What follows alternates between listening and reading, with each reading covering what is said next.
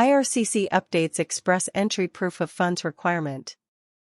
Immigration, Refugees and Citizenship Canada, IRCC, has made an update to the proof of funds required for express entry candidates. The change, which was announced on IRCC's website today, on May 2, was effective on April 25. Proof of funds amounts are updated yearly. IRCC bases the amount on 50% of the low-income cutoff totals. To stay eligible, you need to update the settlement fund numbers in your express entry profile. Proof of funds demonstrates that you have enough money to settle in Canada. Anyone who receives an invitation to apply, ITA, through an express entry draw must be able to show written proof that they have this money. However, anyone applying under the Canadian Experience class does not need to show that they have enough money to support themselves and their family.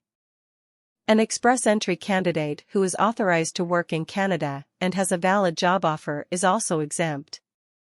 This is true even if you apply under the Federal Skilled Worker Program or the Federal Skilled Trades Program. How much money do you need? The amount of funds required changes based on the size of a candidate's family.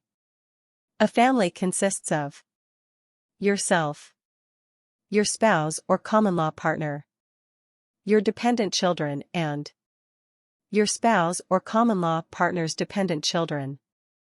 You must include your spouse or common-law partner and dependent children even if they are Canadian citizens or permanent residents. Not coming to Canada with you. You must get official letters from any banks or financial institutions where you have an account to prove you have enough money to settle.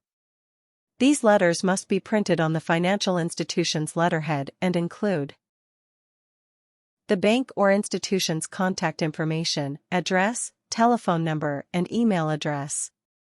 Your name. Your outstanding debts, such as credit card debts and loans.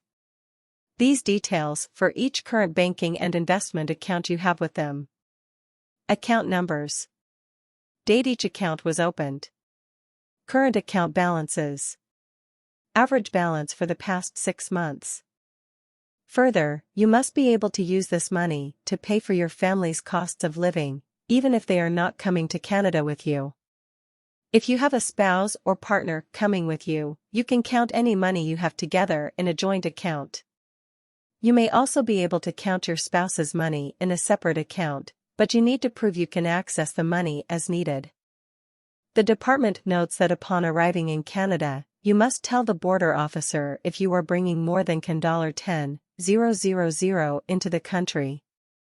Failing to declare anything over that amount can result in a fine and your money being seized. This includes cash and documents that show property or capital payable to you, such as stocks, bonds, debentures, treasury bills. It also includes documents that guarantee payment of a set amount of money, which are payable to you, such as banker's drafts, checks, money orders, traveler's checks.